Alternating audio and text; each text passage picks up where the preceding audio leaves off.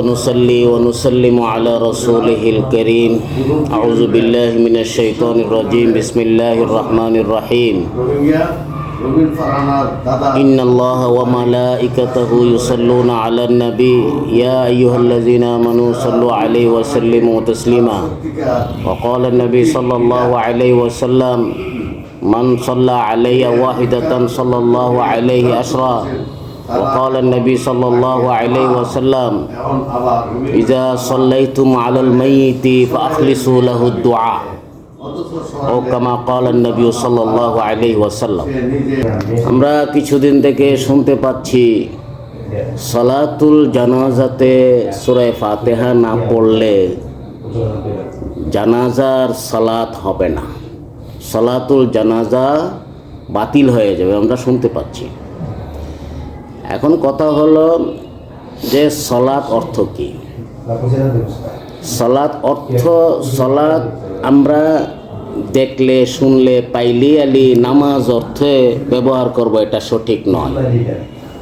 কারণ আল্লাহ তাআলা এবং ফেরেশতাগণ নবী আলাইহিস সালামের উপরে সালাত পড়েন, তাহলে এখানে সালাত আলা নবীর অর্থ হলো দুরূদ শরীফ পড়া, দোয়া পড়া, রহমত নাজিল করা।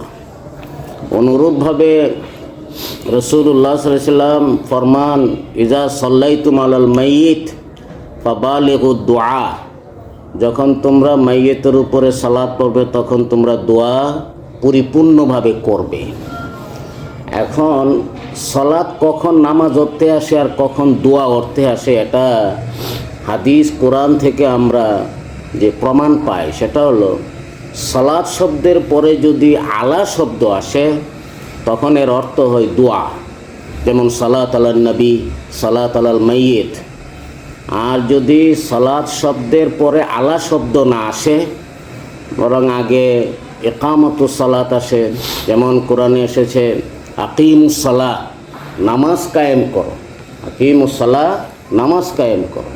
তো এখানে সালাতের পরে আলা শব্দ নাই, যার দরুন এখানে অর্থ হলো নামাজ, যেই নামাজ রুকু ছাড়া হয় না, সাজদা ছাড়া হয় না, কেরাত ছাড়া হয় না। কিন্তু সালাত আলাল মাইয়িত এর অর্থ কিন্তু নামাজ নয়, বরং দোয়া। অসংখ্য হাদিসের কিতাবে এসেছে ইন্নামা সালাতু আলাল জানাজা হিয়া দোয়া, সালাত আলাল জানাজা হচ্ছে দোয়া। তো এই মর্মে হাদিস শরীফে এসেছে হযরত আলী রাদিয়াল্লাহু তাআলা আনহু থেকে বর্ণিত হাদিস, লা কিরাআতা ফিস সালাতি আলাল জানাজা, জানাজা শব্দের অর্থ হলো মাইয়িত। কাজে এখানে মাইয়িতের উপরে যখন তোমরা দোয়া পড়বে তখন কোনো কেরাত নেই। মুসান্নাফ ইবনে আবি শাইবা, মুসান্নাফে আব্দুর রাজ্জাকের মধ্যে অসংখ্য হাদিস বর্ণিত আছে। হযরত আবু হুরায়রা রাদিয়াল্লাহু আনহু থেকে বর্ণিত আছে, আব্দুল্লাহ ইবনে মাসউদ রাদিয়াল্লাহু আনহু থেকে বর্ণিত আছে, অসংখ্য সাহাবী তাবী থেকে হাদিস বর্ণিত আছে। সেখানে কি বলা হয়েছে? লা কিরাআতা ফিস সালাতি আলাল জানাজা, জানাজার মধ্যে যখন সালাত পড়া হবে তখন সেখানে কোনো কেরাত নাই। কারণ সাহাবায়ে কেরামের যুগ থেকে যে সালাতুল জানাজা এসেছে সেখানে যে সালাতুল জানাজাতে রুকু নাই, সাজদা নাই, এটা তো সবাই জানে।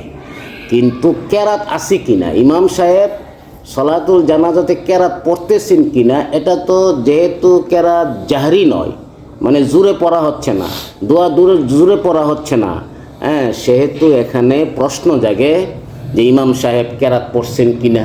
কিন্তু রুকু যে করেন না এটা তো সকলেই জানে, সেজদা যে করেন না এটা তো সকলেই জানে, কিন্তু কেরাত আছে কিনা।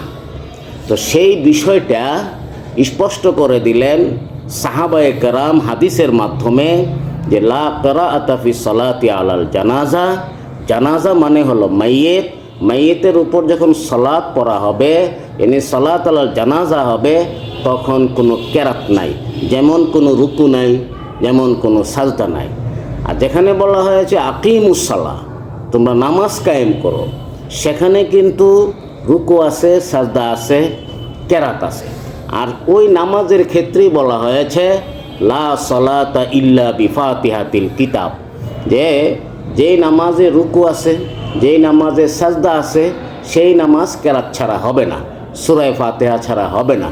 কিন্তু যেই সালাত আলাল জানাজা, এটা তো কোনো নামাজ নয়, বরং দোয়া।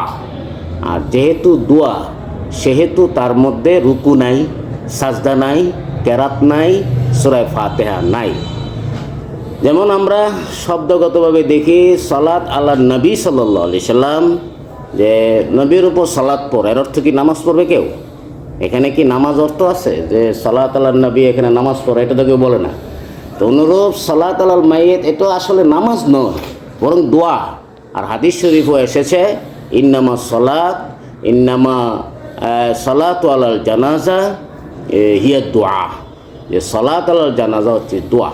কাজেই যারা কথা বলেন যে বেগম খালেদা জিয়ার নামাজ বাইতুল মুকাররমের খতিব দামাত বারাকাতুম পড়িয়েছেন, আর তিনি বলেছেন প্রথম সানা পড়বেন, তারপরে দুরূদ পড়বেন, দোয়া পড়বেন, সালাম ফিরাবেন।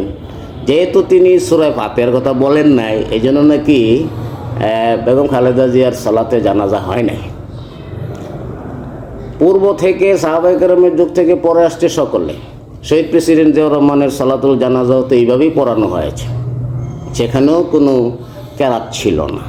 আর যারা অভিযোগ করেন যে সূরা ফাতিহা ছাড়া সালাতুল জানাজা হবে না, তাদের দলিল কি? লা সালাতা ইল্লা বিফাতিহাতিল কিতাব, ফাতিহাতুল কিতাব ছাড়া নামাজ হবে না। আমরা বলি এটা ওই নামাজ, যেই নামাজ রুকুওয়ালা সেজদাওয়ালা, সেই নামাজ কেরাত ছাড়া হবে না। কিন্তু যেই সালাতের অর্থ হলো দোয়া, সেখানে শুধু দোয়া।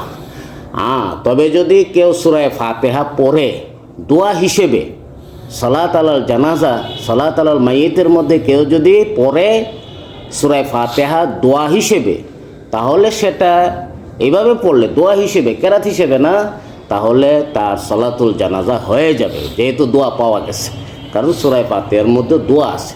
কিন্তু প্রশ্ন হলো দোয়াটা কার জন্যে? রাসূল তো বলেছেন ইজা সাল্লাইতুম আলাল মাইয়িত ফাবালিগু দোয়া, যখন তোমরা মাইয়িতের উপরে সালাত জানাজা পড়বে তখন তোমরা দোয়া পরিপূর্ণভাবে করবে। তো ওই সূরা ফাতিহার দোয়া তো আর মাইয়িতের জন্য নয়, বরং এটা হচ্ছে যে ব্যক্তি পড়লো তার জন্য দোয়া। তো সেই হিসেবে সূরা ফাতিহা পড়লে নামাজ হয়ে যাবে, সালাতুল জানাজা হয়ে যাবে, কিন্তু এটা মাইয়িতের জন্য যথেষ্ট নয়, যেটা রাসূলুল্লাহ সাল্লাল্লাহু আলাইহি ওয়াসাল্লাম বলেছেন যে ইজা সাল্লাইতুম আলাল মাইয়িত ফাবালিগু দোয়া, যখন তোমরা মাইয়িতের উপরে সালাত পড়বে তখন তোমরা পরিপূর্ণভাবে দোয়া পড়বে। আর ওই দোয়াটা মাইয়িতের ক্ষেত্রে প্রযোজ্য হতে হবে। সূরা ফাতিহার দোয়া তো আর মাইয়িতের ক্ষেত্রে এখানে পরিপূর্ণভাবে প্রযোজ্য নয়। সেহেতু আমরা বলি, এবং হানাফিদের মাযহাব হচ্ছে কোরআন সুন্নাহর আলোকে, যে সালাত আলাল মাইয়িত হলো দোয়া, আর এই দোয়ার মধ্যে কোনো কেরাত নাই। যারা আমাদের ব্যাপারে বলেন যে আমাদের সূরা ফাতিহা না পড়লে সালাতুল জানাজা হবে না, তারা কোরআন এবং সুন্নাহর পরিভাষার বিরোধী একটা কথা বলেছেন। আল্লাহ তাআলা সকলকে সহি সমঝ দান করুন, আমিন। আমিন আমিন।